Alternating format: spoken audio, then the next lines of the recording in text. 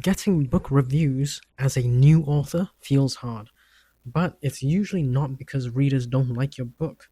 The real problem is that most authors start thinking about reviews way too late, often after the book's already published. That leads to slow launches, low visibility, and often, a lot of frustration. I get it, I've been there. In this video, I'm going to walk you through a safe, ethical, step by step way to get book reviews, including when to start, how ARC teams actually work, and what you should absolutely avoid so you don't risk your account. Let's take one step back. Reviews. Why are they actually important? Now, reviews are actually really, really quite important, more important authors think. So, reviews are about trust. It's not just algorithms, although it does help. Readers, customers in general, usually would check reviews before buying something. Not always, but that's normal human behavior, normal customer behavior. And when you have no reviews or very few reviews, sometimes the customer mentality psychology is that they're hesitant to buy.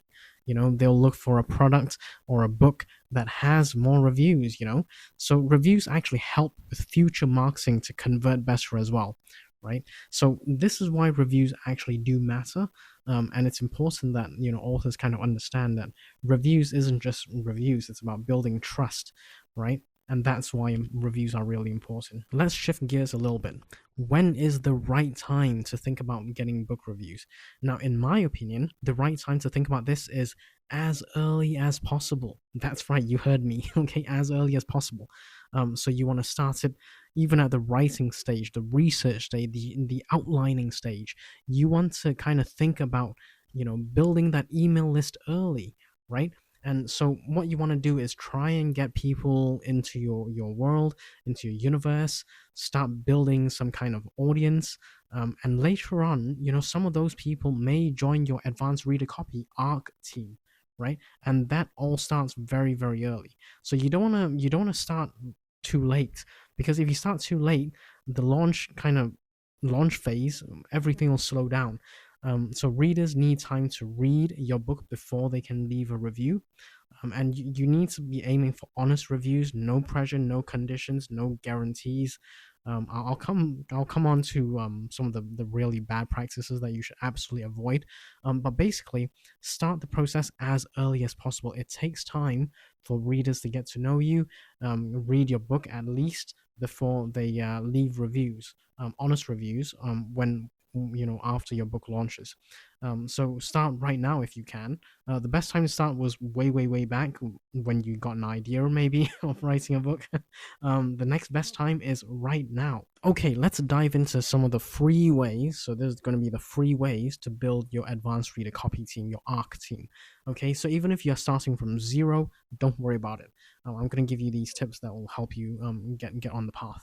So number one is your email list. So as I mentioned, if you start the process early, you should have readers who are keen to maybe join your advanced reader copy team, or maybe even just people who are supportive of you. They may want to read your book now that it's close to being done. So you want to harvest some of those people, to start an art team, right? So you don't need like a huge number of people. 5 to 10 readers would help. Certainly, the more the merrier. But 5 to 10 readers doesn't hurt, right? So ARC readers, can come from like your email list that you should really start right now if you don't already have one. Maybe you've got you're in niche communities. That's kind of important. So if whatever book you're writing, whatever niche that's in, you know, go to those communities, join those communities, and when it's appropriate, you can ask if anyone would like to join your advanced reader copy team for some honest feedback.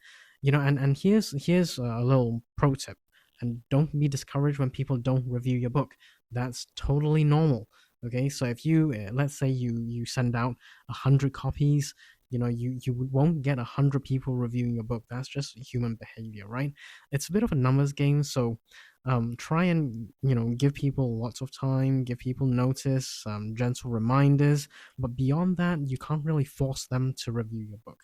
Okay, so those are a couple of ways you can start building that ARC team. So email list and joining niche communities. right? And networking, that always helps. Okay, up next is the platforms that will help you get reviews, and this is fully legit. I've used them and I highly recommend them. So the first one that never breaks the bank is Booksprout. You can use my affiliate link if you like. You basically get an extra month for the price of paying 1 month. You get 2 months. So Booksprout, they've got really affordable plans. Start off, it's really affordable. I highly recommend it. It's literally the cheapest option that you can possibly get. So Booksprout, and then there's Book Sirens, which is another very budget friendly option that I've always used.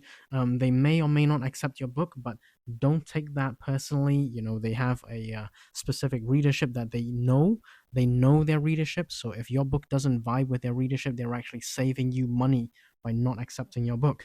Okay, and they're also kind of telling you this is not the right book for our people. Maybe you want to try and market it elsewhere. So that's not a bad thing. So Book Sirens comes in at number 2. Number 3, NetGalley. I usually do the co-op via Victory Co-op, and that is relatively better value than going directly with NetGalley, which is a lot more expensive. So that's the one I recommend, NetGalley via the co-op.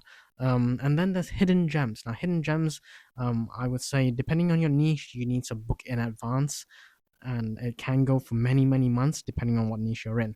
All right, so with all these, they help get book reviews by sending out your book to readers who are interested in that niche, right? So maybe they're interested in romantasy or thrillers, so you can send your book out to people.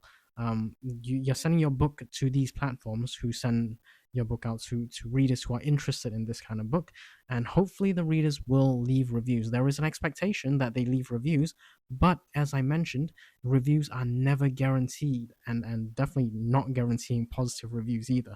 Okay, so just a small recap: Booksprout, Book Sirens, NetGalley Co-op, and Hidden Gems are my go-tos for book reviews. Now, just this is kind of like the disclaimer. You need to really understand these. I'm not going to go through every single thing, but these are the big mistakes that you should absolutely avoid at all costs. Number 1, paying for customer reviews. That is strictly not allowed. Okay, do not pay for customer reviews. That's like risk of account ban.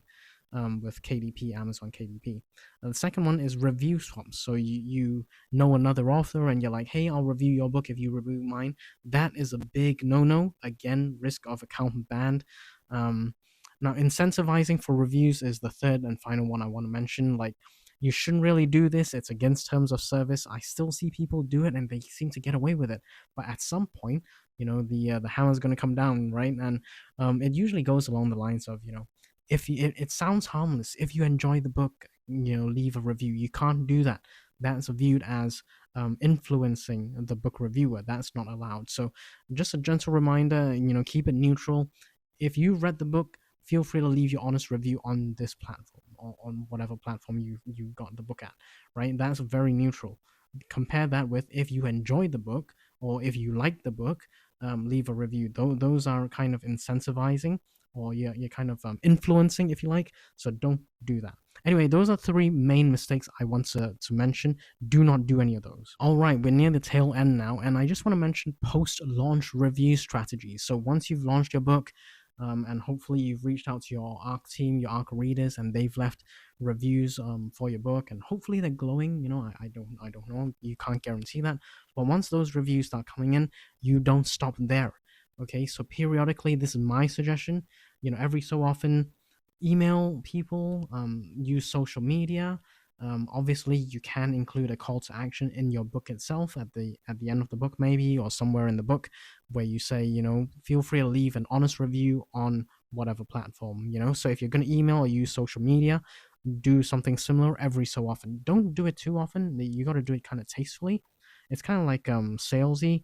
If you ask too often, people get kind of turned off by that.